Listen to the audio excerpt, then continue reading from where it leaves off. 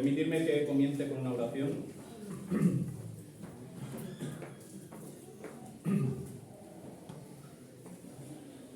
Señor, te queremos dar gracias en esta mañana por la locura del Evangelio. Porque, Señor, estaba escuchando la iglesia, tu pueblo, cantando, dándote gracias. Y pensaba que quizá alguien que pudiera entrar de afuera diría que estamos un poco locos.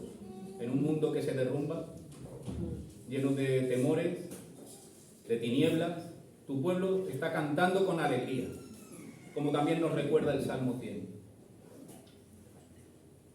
Y Señor, no es que no somos sensibles, no es que tu pueblo no ve las dificultades y los sufrimientos, quizás somos los que mejor lo ven. Pero es que estamos llenos de la victoria que tú has conseguido. La esperanza firme que tenemos en ti. Y aunque sabemos que hay dificultades, podemos cantar con gozo y tiene sentido, porque en ti está la victoria, porque a ti no se te escapa nada. Ese es nuestro descanso. Somos como Pablo y Silas, en la profundidad de una noche, en medio de una cárcel, cantando. Ayúdanos, Señor, a llevar ese testimonio. Y gracias, Señor, por tu palabra. Dame ahora, Señor, a través de tu Espíritu, palabras para edificación de tu iglesia. Lo pedimos en el bendito nombre de tu Hijo. Amén. Amén. Me gustaría en esta mañana tener una última predicación en Nehemías, o en la serie del libro de Nehemías. Una última predicación que me gustaría que fuese una conclusión en la serie de meditaciones que hemos tenido en el libro de Nehemías. Y dejadme adelantar que aunque es una conclusión del libro de Nehemías, la porción bíblica a la que nos vamos a referir en esta mañana no está en el libro de Nehemías. Vamos a comenzar allí, pero nos vamos a ir al Nuevo Testamento. Permitidme que coja unos minutos para hablar de lo que hemos visto en el libro de Nehemías, intentar recordar muy brevemente lo que hemos estado considerando a lo largo de los capítulos de Nehemías. Hemos visto en el capítulo 1 que comienza con un hombre, y más que un hombre, un corazón, una pasión. Nehemías tiene esa pasión por Dios y su obra. Y aunque él es un alto funcionario en la corte real, él es el copero del rey, su pasión es por el pueblo de Dios y su obra. Y de ese capítulo 1 y de esa realidad personal, vemos el desarrollo a lo largo de todo el libro, que tiene una obra, un propósito fundamental. ¿Os acordáis? Edificar las murallas de Jerusalén. Hemos visto a lo largo de los capítulos 3, 2 y 3, que esta obra, que es impulsada por Dios a través de Nehemías, es una obra que implica a todo el pueblo de Dios. Una sola obra, una sola muralla, pero cada cual haciendo su parte. Algunos traían piedras, otros llevaban los escombros, otros traían agua, otros edificaban la muralla, otros vigilaban. Hemos visto que cuando el pueblo de Dios atiende y entiende la obra de Dios y se pone de pie y obra, entonces hay enemigos, entonces hay oposición. Y si os acordáis, en el capítulo 4, Nehemías y todo el pueblo con él tiene que afrontar la dificultad de Tobías, Sanbalat, los enemigos que querían detener la obra. Pero no solamente hay enemigos externos, también habían enemigos internos, dificultades dentro del pueblo de Dios, capítulo 5. Pero finalmente la obra se culmina, capítulo 6. Y las murallas son finalmente edificadas. Pero el libro no termina ahí. Ahí nos demuestra el libro de Nehemías que el tema de las murallas es solamente un medio para hablarnos de algo más profundo. Si las murallas fuesen el objetivo final del libro de Nehemías, capítulo 6 sería su final, que es cuando se culminan las murallas de Jerusalén, pero no acaba ahí. De hecho, acabará en el capítulo 13. Estamos a la mitad del libro. Y la segunda parte de Nehemías, del libro de Nehemías, apunta a los beneficios que recibe un pueblo que ha sido fiel y ha cumplido la obra de Dios. Y empiezan a vivir todo un avivamiento. Descubren la palabra, llegan a arrepentirse, piden más de los sacerdotes que les explique más la palabra, entran en una intimidad con Dios que les renueva esa relación que Dios tenía con su pueblo. Y a eso se dedican los capítulos 7, 8, 9, 10. Y ahí vemos lo que a mí me gustaría destacar como una de las grandes lecciones para nosotros hoy. Una de las grandes lecciones que nos deja, entre otras muchas, el libro de Nehemías, para la iglesia hoy. Recordemos, somos edificados por Dios en la medida en que participamos en la obra de Dios. Dios hace su obra en ti en la medida en que tú sirves a Dios. Ese pueblo sirve a Dios edificando unas murallas de piedra, pero hay una obra más profunda que Dios está haciendo en el corazón del pueblo. ¿Quieres que Dios avance su obra en ti? Pues ya sabes lo que hay que hacer. Sírvele. Si yo me quedo sentado en el sofá, difícilmente Dios va a poder avanzar su obra en ti. La obra eterna, no la obra de piedras en una muralla. Ese es el sentido de por qué un Dios que hizo los cielos y la tierra en solo 6 días te pide a ti y a mí que hagamos una muralla. Es que Él no lo puede hacer. No, claro que lo puede hacer. Es evidente.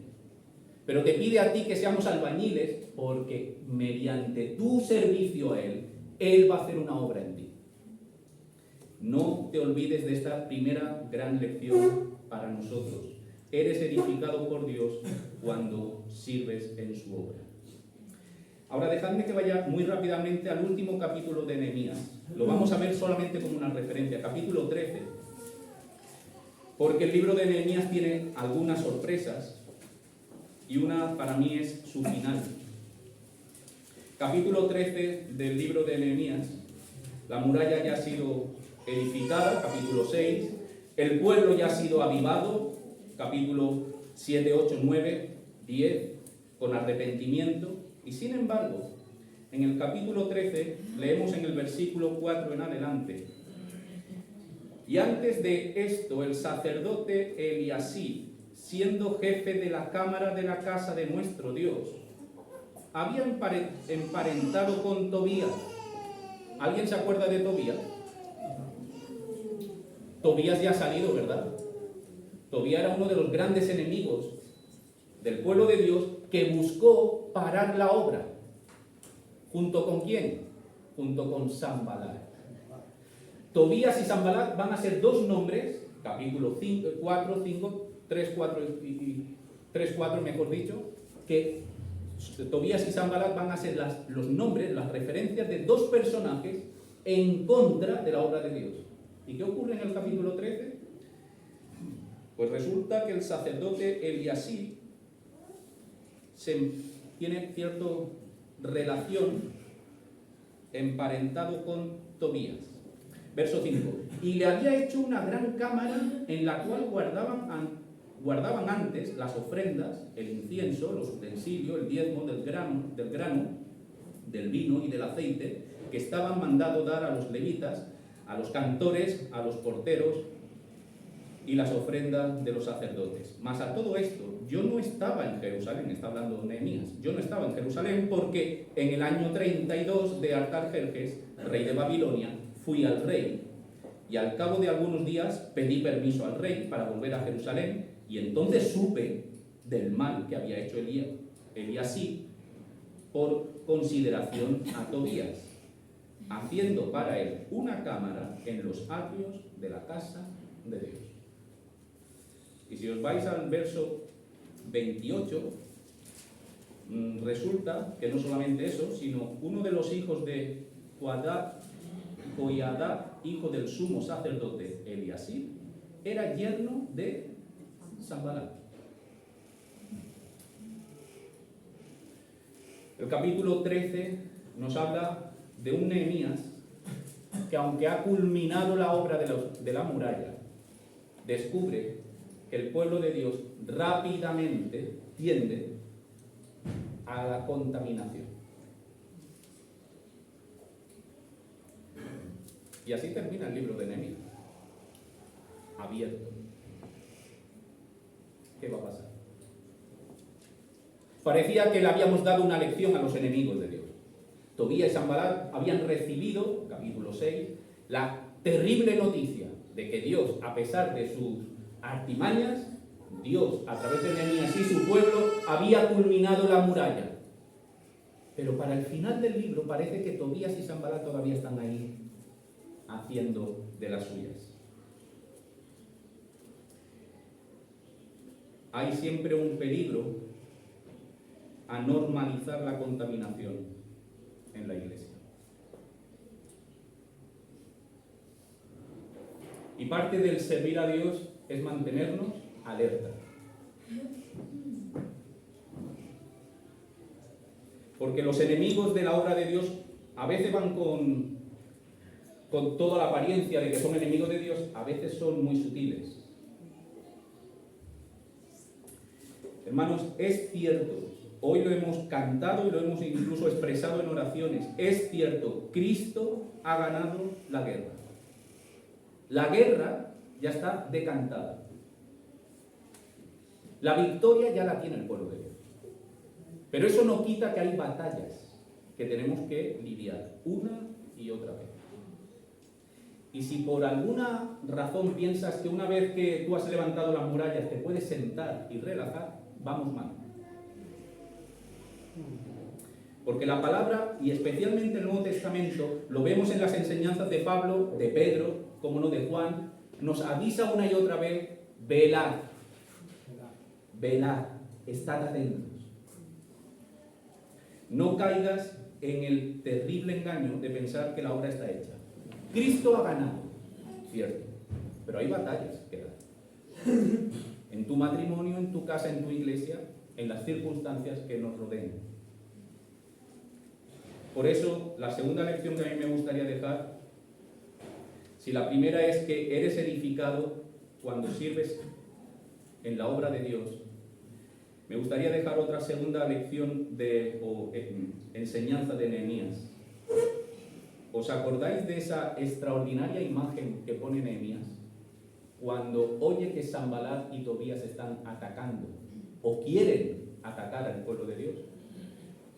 Es la imagen de un albañil guerrero.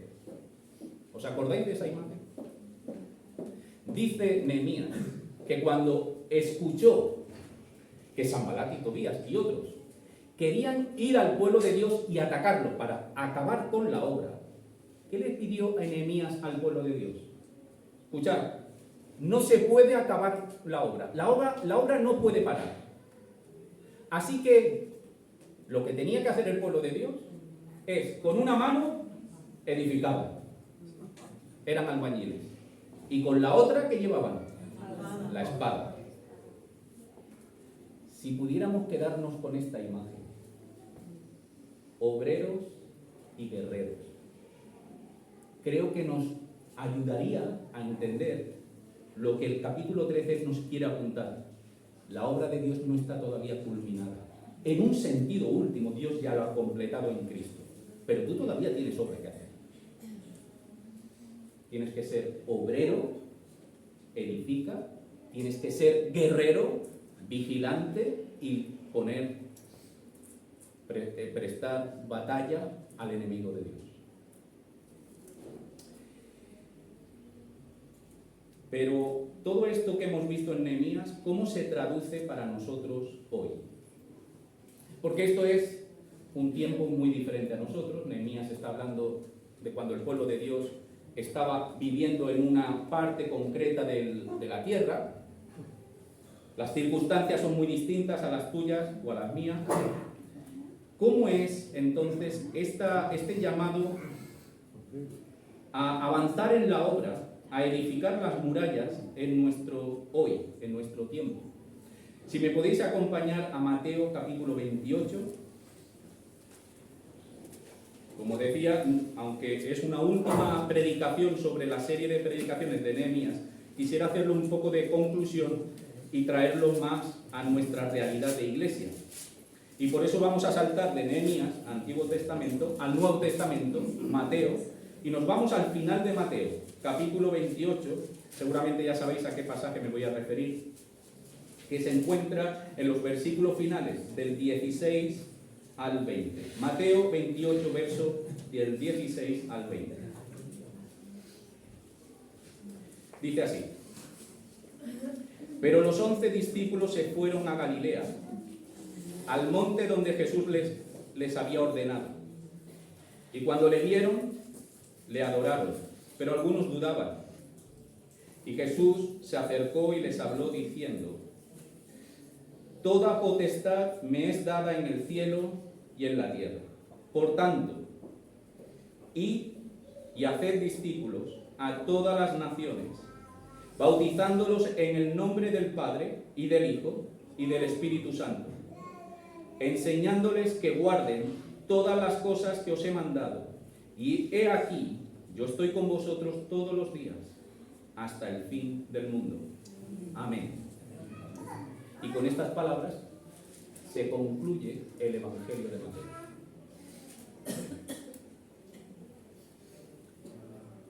¿Cuál es la obra que tenemos por delante? Pues es evidente que no tenemos que edificar las murallas de Jerez. Pero tenemos la obra de ir y hacer discípulos. Pedro, ya no serás pescador de peces, ahora serás pescador de hombres. Esta es la gran obra que tenemos. Ahora, permitidme que vayamos mirando un poquito este pasaje, porque hay profundidad en lo que acabamos de leer. Fijaros que la misión, la obra, se encuentra en el versículo 19, pero Mateo introduce esta misión desde el versículo 16. Y nos explica algunos detalles. Yo hago estas explicaciones porque os quiero invitar a que consideréis en vuestra propia lectura de la Biblia que estas cosas no están puestas para rellenar un borde. Están puestas porque tienen un mensaje. Ahora, fijaros que el verso 16 comienza con la idea de que los discípulos fueron a Galilea, al monte donde Jesús les había ordenado. Mateo, antes de que entendamos su obra, la misión, la gran comisión, como se suele entender y conocer este pasaje, Mateo nos está diciendo algo importante. Mirad, antes de entender la obra de Dios, tienes que entender la autoridad del que te comisiona. Y por eso le va a dedicar tiempo a hablarnos de quién es el que nos llama a su obra. ¿Qué autoridad tiene? Verso 16 nos habla de que Jesús le va a dar esta comisión en el monte. Se fueron a Galilea, al monte donde Jesús les había ordenado. ¿Y este detalle? Yo os invito, si podéis, si tenéis tiempo, que hagáis un estudio de lo que es el monte en el Evangelio de Mateo. Muy interesante. El monte, no solo en Mateo, en otros muchos lugares, pero el monte es siempre un lugar de autoridad. En el capítulo 4 de Mateo aparece la tentación a Jesús. Y dentro de las tentaciones dice que Satanás cogió a Jesús y lo llevó a un monte muy alto y le enseñó todos los reinos desde el monte alto. Todo esto te lo entrego si postrado me adoras. Jesús ese monte lo rechaza. No quiere esa posición de autoridad. Capítulo 4 de Mateo. Capítulo 5. Jesús sube al monte y da el sermón de la montaña. Muy interesante, porque es desde el monte que él da la enseñanza. Que es un reflejo de un Moisés que subió al monte Sinaí y tuvo que descender del monte Sinaí para instruir al pueblo acerca de la enseñanza que Dios le había dado en el monte.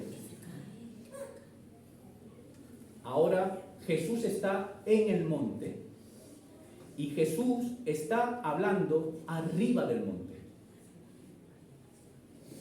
Y fijaros un detalle en el sermón de la montaña. Jesús no va a decir, esto es lo que dice Dios. Eso es lo que decía Moisés. Moisés subió al monte, tuvo la revelación de Dios, bajó y entregó al pueblo de Dios la instrucción de Dios. Esto es lo que Dios dice, estos son los mandamientos que Dios ha puesto. Ahora, en Jesús, Sermón del Monte, capítulo 5 de Mateo, Jesús sube al monte y desde arriba. Él dirá, oísteis que fue dicho. ¿Y cómo sigue? ¿Alguien se acuerda? Mas yo os digo. Eso lo dice desde el monte.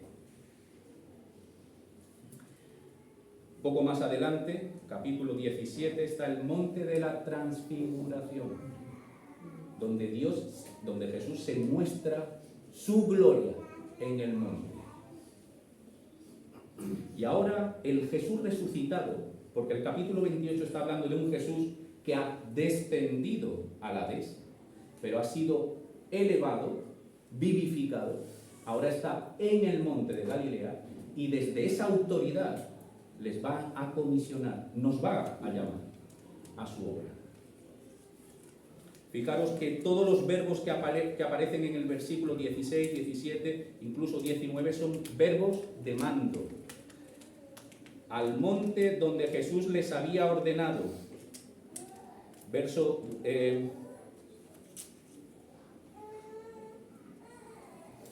19, por tanto, id y haced discípulos a todas las naciones, bautizándolo en el nombre del Padre, del Hijo y del Espíritu Santo, enseñándoles que guarden todas las cosas que os he mandado. En el verso 17, los discípulos, cuando ven a Cristo en su autoridad, responden con adoración.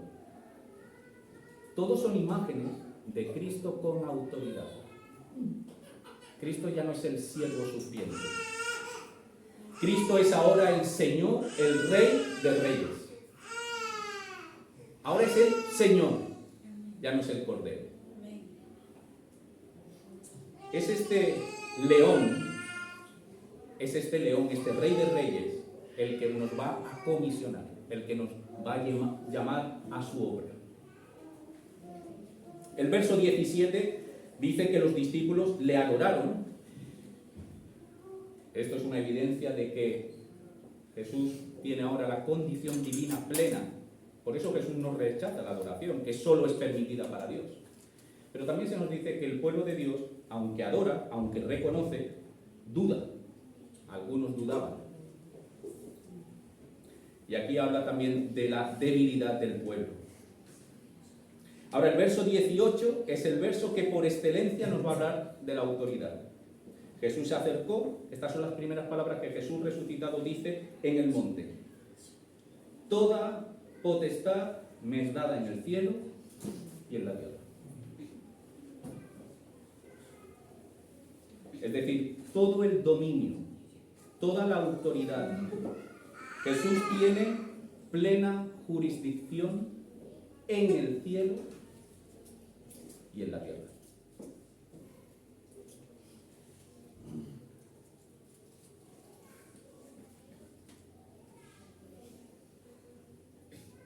Esto es la base de lo que Jesús nos va a establecer en nuestro llamado, en su obra.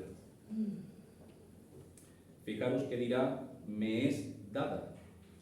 Toda autoridad me es dada. ¿Quién se la dio? El Padre en su resurrección. Hermanos, estos detalles son importantes porque no es que lo que Cristo está diciendo aquí, lo que Jesús está comunicando es que su muerte y su resurrección no es simplemente que Jesús vuelve a vivir. Es que Él es vindicado como el Rey de Reyes. Y que su dominio ahora cubre el cielo y la tierra. También la tierra. Esta tierra que se desmorona cuando enciendes y pones las noticias en la radio, en la tele, todavía no ha descubierto quién es su rey. En Filipenses 2, Pablo nos añadirá que no solamente Cristo es el que a su nombre toda rodilla se doblará, en los cielos, en la tierra y debajo de la tierra.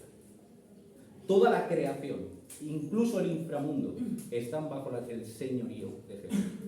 Este es el que te comisiona. Este es el que te dice, ve, haz discípulos. Así que Jesús no solo quiere darnos una misión, una obra, quiere que entiendas que es una misión, una obra que está plenamente investida de su autoridad. ¿Por qué? ¿Por qué quiere Jesús decirnos esto? Yo veo al menos dos ideas que quiero destacar. Una es para que entendamos que la obra está impulsada por su poder. ¿Por qué Cristo quiere establecer como fundamento de nuestro llamado su autoridad? Para que tú y yo entendamos que su obra está potenciada por su poder. Es su autoridad. Es Él. Es decir, esta obra que Él nos va a comisionar ahora, a hacer discípulo, no es algo que va a depender o descansar en tus habilidades, en tus contactos, en tu inteligencia, en tu prudencia. Es su autoridad la que te abre puertas para avanzar en su obra. Es como Nehemías, que el rey Artajerjes les dio cartas, materiales, para que él pudiera hacer la obra. Él no fue por Nehemías. Él fue el rey. Y fue el rey que le dijo, ¿qué necesitas? ¿Materiales? Materiales. Necesito una carta para cruzar tu territorio, porque si no, tienes mi carta. Tienes mi autoridad. Y Nehemías se encamina. Ahora Cristo, el Rey de Reyes, nos está diciendo, toda autoridad me ha sido dada en la tierra donde tú vives. Descansa en mi autoridad y avanza mi obra.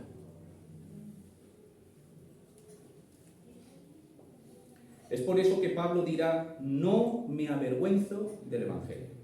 ¿Por qué no se avergüenza? Porque es poder de Dios, no de Pablo. Entonces, Pablo dice, es que si dependiera de mí, pero es poder, sabéis, seguro que lo habéis escuchado muchas veces, que la palabra en griego poder es dinamita. La idea es dínamo, algo que explota. Y Pablo dice, yo lo único que tengo que hacer es llevarlo a cabo. No me avergüenzo del Evangelio porque es poder, es potencia del Rey de Reyes. Eso es a lo que tú y yo estamos llamados. Por eso es importante que el que te comisiona establezca su autoridad. Por otro lado, no olvidemos que esa potencia y ese poder, no me quiero meter demasiado ahí porque sería para otra predicación, pero es fundamentalmente en el Espíritu Santo. Escuchad, por ejemplo, lo que ha dicho el mismo Jesús en el capítulo 10. Dice Mateo 10, verso 16. Jesús aquí está hablando a sus discípulos y está proyectando lo que va a ser su obra, la obra de la iglesia. Hay aquí, yo os envío como a ovejas en medio de lobos. ¿Qué éxito tiene una oveja en medio de lobos? Pues creo que nosotros tenemos menos éxito o menos potencia, menos capacidad de éxito en llevar en las naciones el reino de Dios. Como ovejas en medio de lobos. Si depende de nosotros, los lobos nos comen. Los poderes de este mundo nos van a despedazar, nos van a acabar con nosotros. ¿Qué somos tú y yo en medio de las potencias de este mundo? Verso 17. Y guardaos de los hombres porque os entregarán a los concilios y en sus sinagogas os azotarán y aún ante gobernadores y reyes seréis llevados por causa de mí para testimonio a ellos y a los gentiles. Mas, cuando os entreguen, no os preocupéis por cómo ¿O qué hablaréis? Porque en aquella hora os será dado lo que habéis de hablar, porque no sois vosotros los que habláis, sino el Espíritu de vuestro Padre que habla en vosotros. No es poder vuestro. Así que descansa. Va a ser difícil, porque habla de azotes, habla de oposición. ¿No? Jesús no te esconde la dureza, eso nunca lo hace Jesús. Pero te dice, tranquilo, no depende de ti. Si nos vamos a Hechos, capítulo 1, como bien sabéis, el comienzo precisamente de este llevar la gran comisión, es la iglesia que empieza a dar sus primeros pasos. Dice en el capítulo 1 de Hechos, verso 6, entonces los que se habían reunido le preguntaron diciendo, Señor, ¿restaurarás el reino a Israel en este tiempo? Y él les dijo, no os toca a vosotros saber los tiempos o las sazones que el Padre puso en su sola potestad, pero recibiréis poder cuando haya venido sobre vosotros el Espíritu Santo, y me seréis testigo en Jerusalén, en toda Judea, en Samaria, y hasta lo último de la tierra, a todas las naciones. Así que una de las fundamentales ideas que Mateo está estableciendo cuando habla de la autoridad del que nos comisiona es para darte confianza. Lo haces en el poder del Rey de Reyes. Pero por otro lado, yo creo que también tiene una segunda lectura esto. Y es dar a la Iglesia, al pueblo de Dios, una seria advertencia. Y aquí me quiero referir especialmente al concepto de desacato. ¿Sabéis lo que es un desacato? Es cuando alguien con autoridad te pide hacer algo y tú no lo haces. Entonces se te acusa de desacato. Si yo voy camino a Sanlúcar y en la carretera un guardia civil me para y me dice, carnet de conducir, por favor. Y yo le digo, no. ¿Qué pasa conmigo? ¿Por qué? Porque el guardia civil tiene autoridad.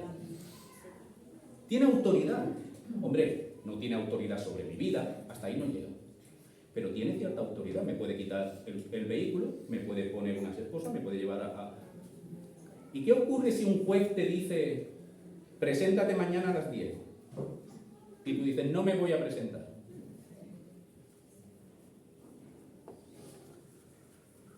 Hermano, creo que hay una lección aquí hablando Jesús de su autoridad. Le está diciendo a su pueblo, por un lado le está diciendo, el poder es mío. Yo tengo toda la autoridad y esa es la base de que tú puedas llevar a cabo la obra, que humanamente es imposible. Pero por otro lado nos está advirtiendo, si la desobediencia a las autoridades civiles tiene consecuencias, ¿cuánta más si tú no haces caso a la autoridad del Rey de Reyes? Así que cuidado, Iglesia, porque esto es una advertencia. Toda autoridad me ha sido dada. ¿Vas a vivir en rebeldía? Recordad las palabras de Pedro, que cuando estuvo en Hechos, cuando estuvo cogido por el sumo sacerdote, y le dijo, Pedro, ¿por qué seguís predicando en el nombre de Jesucristo? Os advertimos, Pedro, que en el nombre de Jesucristo no podíais predicar. Yo tenía autoridad, soy sumo sacerdote, y te estoy ejerciendo la autoridad sobre ti. Pedro, no puedes predicar en el nombre de Jesucristo. ¿Sabéis las palabras de Pedro, verdad? Es necesario obedecer a Dios antes que a los hombres. Pedro no le está diciendo que no le reconoce cierta autoridad, porque Dios ha puesto ciertas autoridades en nuestro mundo. Y de hecho hay una insistencia a que seamos conscientes de que hay autoridades y las tenemos que respetar. Pero hay una autoridad que está por encima. De hecho hay uno que tiene toda la autoridad y los demás tienen autoridad delegada de ese que es el Rey de Reyes. Y Pedro sabe muy bien distinguir. Pedro le dice al sumo sacerdote, cuidado, no le dice, tú no eres nadie para mí. Lo que le dice es, ¿a quién obedezco antes? ¿A Dios o a los hombres. Así que hablar de la autoridad, los versos del 16 al 18, es la forma que tiene Mateo de establecer el poder por el que somos llamados a la obra de Dios y una seria advertencia para la Iglesia. Pero vamos al verso 19, que es en sí la comisión. Fijaros el verso 19 que comienza con un por tanto, por eso es importante. Ese por tanto está haciendo referencia a lo que ha dicho antes, a la autoridad. Por tanto, en base a esto que hemos establecido, que el que te envía es el Rey de Reyes, por tanto, id y haced discípulos. Id y haced discípulos. Son dos imperativos que, por decirlo así, son inseparables. Son dos caras de una misma realidad. El id se complementa con el hacer. El hacer conlleva un id. De alguna manera, Jesús está concretando nuestra obra. Mirad, esto es algo que yo quiero destacar porque creo que nos puede ayudar bastante en lo que es plantear la misión que tenemos como iglesia. A ver, ¿cómo lo puedo explicar? A mí me encanta este verso 19. Me encanta por una idea, entre otras. Y es que Jesús es muy claro. Y a veces el pueblo de Dios no somos tan claros. Nehemías tenía muy clara su obra. ¿Cuál era? Edificar la muralla. Se podía haber entretenido en 1000 cosas. Otros, Esdras, Ageo, tenían el templo, pero Nehemías no estuvo dedicado al templo. Él tenía las murallas. ¿Por qué digo esto? Porque creo que esta forma tan simple y hacer discípulos es una manera que tiene nuestro Rey de simplificarnos las ideas. Tú y yo somos un poquito más abstractos, creo yo. ¿Cuál es la misión de la Iglesia? Darle gloria a Dios. Sí, es cierto, pero esto de gloria a Dios, ¿alguien me lo puede definir de alguna manera? Porque, ¿cómo es? Cuando canto, cuando estamos alabando, no, entenderme, lo estoy haciendo un poquito, llevándolo un poquito al extremo, y cuidado, yo no estoy diciendo que la gloria a Dios no sea la misión de la Iglesia. Lo que estoy diciendo es que Jesús es mucho más práctico. Mira, la gloria a Dios es ir y hacer discípulos. Esto todo el mundo lo tiene mucho más concreto, ¿verdad? Lo puede entender mucho mejor. Así que en la medida en que nosotros como Iglesia estamos avanzando su obra, estamos dándole gloria a Dios. Pero Él ha sabido, de alguna forma, concretar la idea en una misión: hacer discípulos.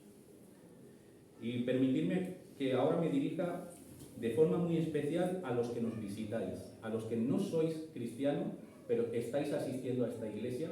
Lo primero es que damos gracias a Dios de que hay hombres, mujeres que están participando de la vida de la iglesia, que tienen interés, pero que quizá todavía no han dado el paso de fe. Mira, la iglesia Emmanuel, como toda iglesia, no quiere que te sumes a un grupo religioso. No estamos buscando como iglesia a que seas religioso, a que cumplas un ritual. La iglesia Emmanuel está buscando que seas un discípulo, que llegues a tener esa relación, ese vínculo con Dios a través de Cristo. Queremos alcanzarte y animarte a que seas discípulo, seguidor de Jesucristo. No nos predicamos a nosotros. No pienses por un momento, si nos estás visitando, aunque creas que seamos muy buenas personas, en realidad somos como cualquier otro. No está en nosotros. No hay nada. Cristo. es el que hace la invitación. Nosotros lo que hacemos es trasladar esa invitación en su poder. Ahora os animamos, a todos los que nos visitáis pero que todavía no sois cristianos, a que toméis en serio esto, porque este es el centro. De todo lo que se hace aquí, este es el centro. Que conozcáis a Cristo y que lo podáis seguir.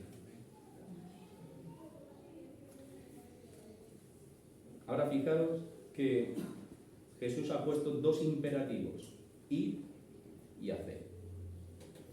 El imperativo ir, en un sentido, es redundante. Porque si Jesús hubiera dicho, haced discípulo a todas las naciones, le estaba hablando a unos discípulos que estaban allí reunidos en Galilea, al decirle, haced discípulo en todas las naciones, está implícito el hecho de ir. ¿Cómo van a hacer discípulos a todas las naciones desde Galilea? Pero Jesús lo subraya, ir. Porque parte de la misión es ir afuera. Es salir. Es alcanzar esas parcelas de esta tierra que todavía no saben que hay uno que tiene autoridad sobre la tierra. Uno de los enfoques de la misión de la Iglesia es hacia afuera. Y la pregunta que surge con el imperativo y es, ¿id a dónde? El verso 19 no lo contesta. A todas las naciones. Así que la pregunta fundamental de este primer mandato, y, es a todas las naciones. ¿Por qué? Porque Cristo es el que tiene la autoridad sobre toda la tierra. Ahora, quizá alguno se pueda pensar, entonces esto solo lo cumplen los misioneros, que son los únicos que de una forma literal salen de su tierra y van a otra cultura, a otra tierra, quizá a otra lengua. A mí me gustaría aprovechar quizá este llamado a ir para hacer una llamada de que el tema de misiones es algo que la Iglesia lo tiene que tener bien presente. Hay una dimensión de la obra de Dios que te llama, posiblemente, a que abandones tu tierra. Pues sí. Y quiero aprovechar esta ocasión para decir, especialmente a los que estáis comenzando una vida, a los jóvenes, que estéis atentos, porque quién sabe, quizás Dios te está llamando a las misiones. Quizás Dios te está diciendo, ves a otro lugar. Este ir está en plena consonancia con el seguimiento de Jesús. ¿Os acordáis cómo Jesús llamó a sus discípulos? El término fundamental en los evangelios es seguidme. Sígueme. ¿Qué quiere decir? Desplazarse. Ir. ¿Os acordáis lo que le dijo a Mateo mientras estaba calculando allí los tributos? Sígueme. Y Mateo tiene que tomar una decisión. ¿Voy o me quedo? Luego, es cierto, seguir a Jesús siempre tiene una dimensión de moverse. Yo creo que de forma profunda, a lo mejor Dios no te va a pedir, a lo mejor sí, pero a lo mejor Dios no te va a pedir que te vayas a otro país, a otra ciudad. No lo sé, eso depende de Él. Pero lo que sí que te va a pedir es que salgas de tu zona de confort. Eso seguro que te lo va a pedir. Por eso el ir es para todos. A lo mejor no te mueves geográficamente, pero te vas a tener que mover. Porque seguirle a Él es eso, es seguirle. Es entrar en un peregrinaje, es movimiento. ¿Os acordáis de Nehemías? Él tuvo que salir. En un sentido profundo, Nehemías casi volvía a su tierra, a sus raíces. Jerusalén era su tierra natal, aunque muy posiblemente Nehemías nunca vivió allí. Pero Nehemías tuvo que salir, tuvo que ir a Jerusalén. No pudo construir las murallas desde el palacio de Artajerjes. Tuvo que ir. Y el gran Nehemías, Jesús. Él también tuvo que ir. Él también se tuvo que despojar del trono de gloria y vaciarse y venir a nacer en una tierra. Nehemías y el gran Nehemías, que es el Rey de Reyes, ellos no nos están diciendo nada que no podamos hacer. Ellos lo hicieron. Ahora la Iglesia tiene este llamado, y tú y yo hoy lo tenemos también. Salir, aunque sea de nuestra zona de confort. Pero el ir se complementa con el hacer. Ir y hacer discípulos. Y si el ir es una proyección hacia afuera, el hacer es más hacia adentro. Así que hay ¿cómo puedo decir? Hay algo que se complementa. Hay que alcanzar al no discípulo. Hay que alcanzarlo. Hay que proclamar. Pero no se acaba ahí la obra. Una vez que lo proclamas, lo atraes y lo edificamos como iglesia para que sea mejor discípulo. Hay que ir haciéndolo. La palabra hacer es casi, ¿cómo se llama? Como el carpintero, las cosas manuales. El artesanal. Es la obra artesanal. Pablo dirá en Corintio que él llevó la semilla, plantó. Y Apolo regó. Uno fue, el otro hizo. Sabemos que la obra es de Dios. El crecimiento lo da Dios. Pero cuidado, para que ese crecimiento salga, tiene que haber uno que vaya a Corinto y siembre la semilla. Tiene que haber otro, Apolo, que vaya y riegue. Y entonces Dios hace su obra. Hermanos, esto es una tensión que tenemos que mantener. Tú y yo no convertimos a nadie, tú y yo no cambiamos a nadie. Eso es cierto. Pero tú y yo estamos llamados a hacer discípulos. Así que si el ir nos hace mirar hacia afuera, el hacer discípulo nos hace mirar hacia adentro. De nuevo, piensa en Nehemías. Nehemías no solamente fue y proclamó: el rey os deja hacer la muralla. Mirad, aquí tenéis la autoridad y aquí tenéis los materiales. Hasta luego, que me vuelvo. No hizo eso Nehemías. Él fue, pero no solo fue. Se quedó. Organizó, les enseñó, les animó, les hizo ver cómo tenían que defenderse ante los enemigos. ¿Y qué hizo el gran Nehemías, que es Jesús? No solo llamó a Mateo y le dijo: sígueme. Estuvo 3 años conviviendo con los discípulos, haciendo discípulos, haciendo que esos hombres, que eran ignorantes, ajenos al reino de Dios, comenzaran a ver la vida de otra manera. Cristo hizo discípulos, y ahora tú y yo somos llamados a repetir la obra de Cristo por su poder, a través del Espíritu. Pero hay una combinación aquí, hermanos. Tenemos que mirar afuera y tenemos que mirar adentro. Lo que hoy Jacqueline está haciendo con los peques en la escuela dominical es hacer discípulos. No es entretener a los niños. Si esa es nuestra visión, entonces no estamos llevando a cabo la misión. Estamos siendo un club que nos organizamos de esta manera, y para que los niños no hagan ruido, los metemos ahí. Pongo un pequeño ejemplo.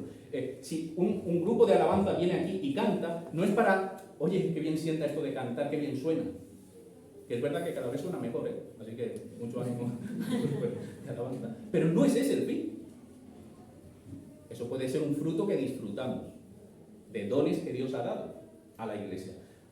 Pero ¿qué dice Pablo de los dones? Que los dones no son para ti. ¿Para qué son los dones? Para edificación del hermano. Y si tú coges tu don y te lo guardas para ti, no estás llevando a cabo la misión.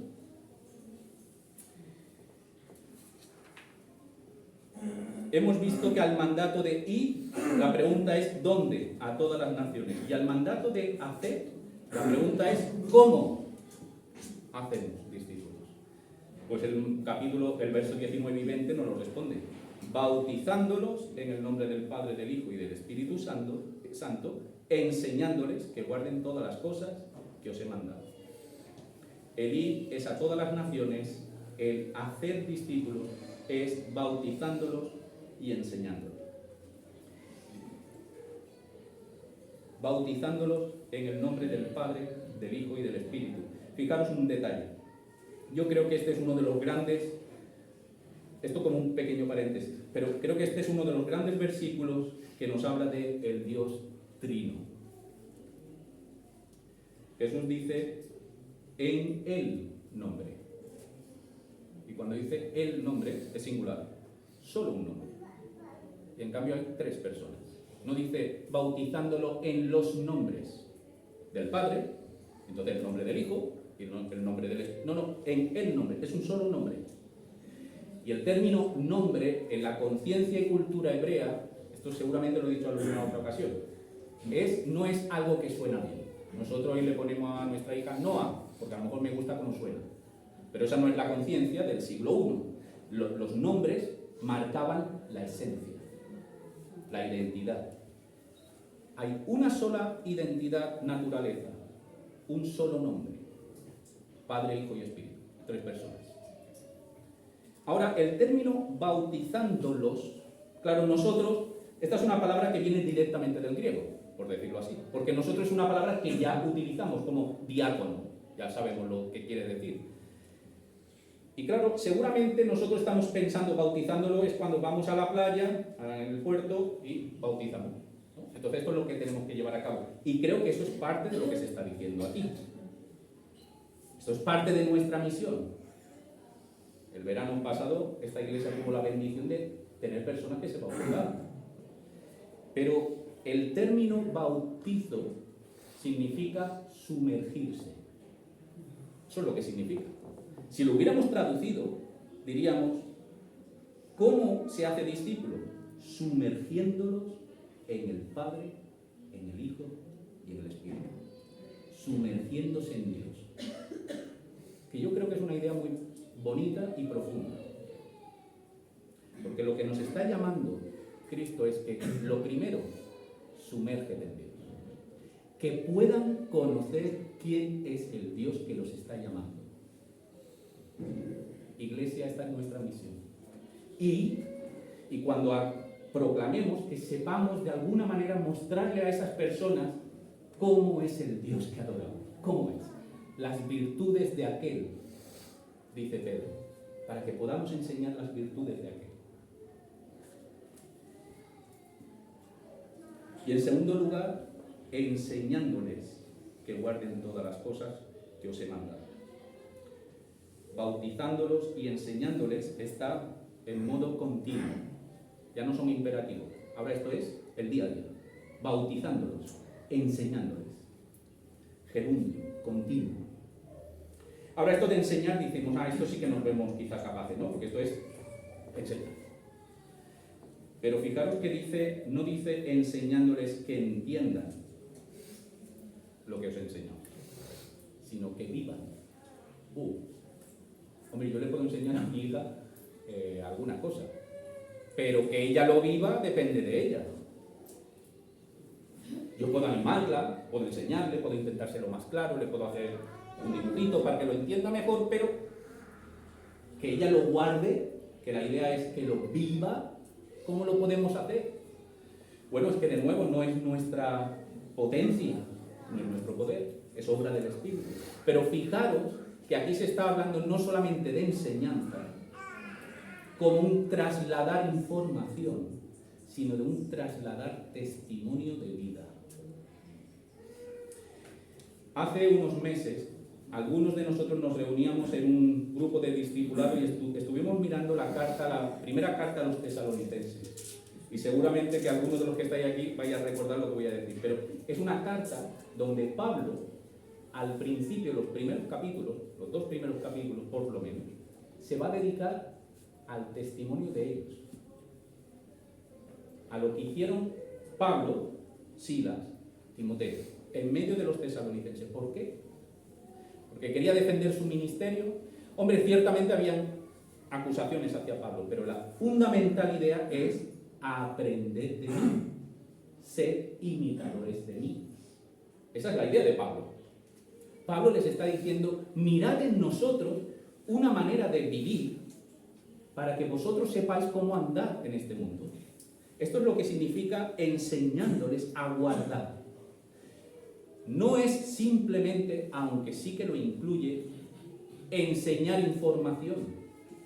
Es enseñar al no discípulo a que conozca, se sumerja a entender quién es Dios y sepa cómo trasladarlo a su vida, sepa guardarlo.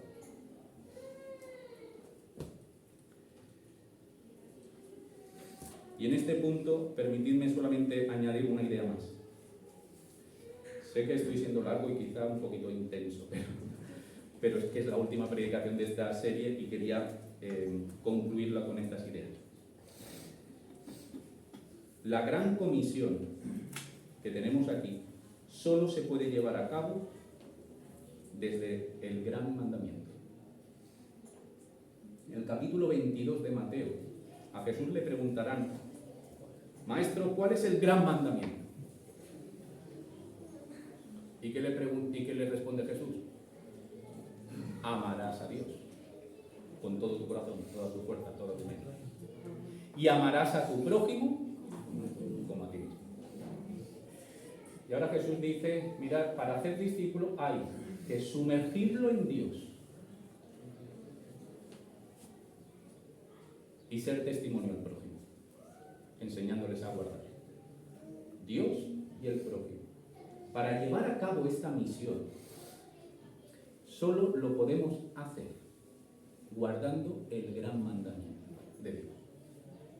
Hermanos, si nosotros queremos llevar a cabo la misión, la obra de Dios, de ir y hacer discípulos, pero no guardamos el mandamiento de disfrutar de Dios y de vivirlo en nuestro testimonio, en nuestra forma de andar, entonces vamos a cumplir la obra de Dios arrastrando los pies. Nos va a ser la obra de Dios una carga muy pesada. Nos puede frustrar llevar a cabo la obra de Dios. ¿Me estoy explicando? Es solo a través del gran mandamiento, amar a Dios y amar al prójimo, que nosotros estamos capacitados para realmente abandonar la falsa religiosidad y llevar a cabo la verdadera obra de Dios. Así que la gran comisión tiene en su corazón el gran mandamiento: amar a Dios, sumérgete en Él. Que los hermanos a los que tú les puedas estar enseñando, edificando, puedan disfrutar de Dios, no de ti, que es la tentación, no de ti, de Dios. Y pueda haber en ti un testimonio. Así se puede llevar a cabo esta obra sin frustraciones.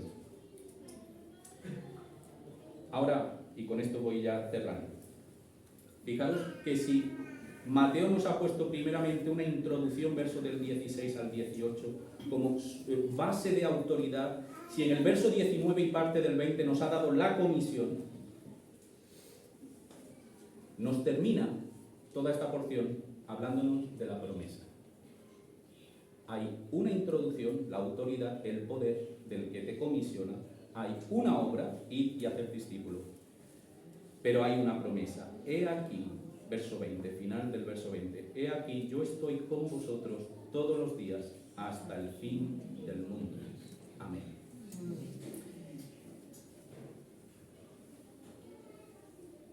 Cristo es el que nos impulsa a la gran obra. Y bajo mi autoridad. Y Cristo es el que está al final, hasta el fin del mundo. Cristo está al principio, Cristo está al final. Pero Cristo está en medio, todos los días. Esta es nuestra gloriosa esperanza y firmeza. No solamente hemos sido impulsados por la autoridad, el poder de Cristo, el Rey de Reyes, sino que somos confirmados de que Él va a estar con nosotros todos los días y que Él va a estar al final. Esta es una porción en la que, por si hay alguien que se preguntara, quizá esto no sería un mandato solamente para aquellos primeros discípulos, aquí se descubre que no. Porque no dice, yo estaré con vosotros hasta el fin de vuestros días, discípulos, sino hasta el fin del mundo, hasta el fin de esta era. Yo voy a estar siempre con mi pueblo, día tras día, alentando a que avancéis en la obra. Avanza, avanza. Yo estoy contigo. Yo te espero al final. Termino. Esta es una misión, la obra que nosotros tenemos a la luz de Nehemías, a la luz de la Gran Comisión, es una obra en la que estamos todos llamados. Acordaos de Nehemías, una sola obra, una muralla, cada uno haciendo su parte. Así que si tú no tienes lo que se suele llamar en el argot evangélico ministerio, no te preocupes. No necesitas un ministerio para avanzar en la obra. Más bien mira lo que tienes que hacer mañana lunes. Piénsalo. Piensa qué tienes que hacer mañana. Y ve cómo en tus tareas, en tu trabajo, en lo que tengas que hacer, cómo puedes dar testimonio a través de tus tareas, tu labor. ¿Cómo puedo dar testimonio de que Cristo es Rey? Pero si yo tengo que preparar simplemente la comida para mi familia, ¿y cómo lo puedes hacer de manera que de alguna manera refleje que Cristo es el Rey de Reyes? Piensa en tus relaciones. Si eres padre, piensa cómo puedes ir a tu hijo, a tu hija, y hacer que él o ella sea un discípulo. O con tus padres, o con tu hermano, o tu hermana, o tu vecino, o tu compañero de trabajo. En tus relaciones, mañana lunes y pasado martes, ¿cómo puedes llevar a cabo la obra de ir y hacer discípulos? En tus conversaciones, ¿cómo puedes meditar, pensar y de alguna manera intencionalmente dirigir tus conversaciones para poder proclamar donde todavía no se ha proclamado que Cristo es Rey? Eso te va a ir, seguramente te va a forzar a ir a una zona un poco fuera de tu confort, porque es mucho más fácil hablar del fútbol que hablar de tu fe, pero tienes que ir.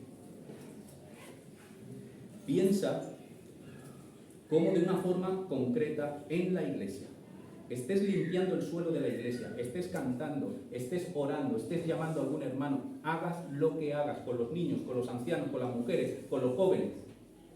Piensa cómo puedes avanzar la obra de Dios, ir y hacer discípulos.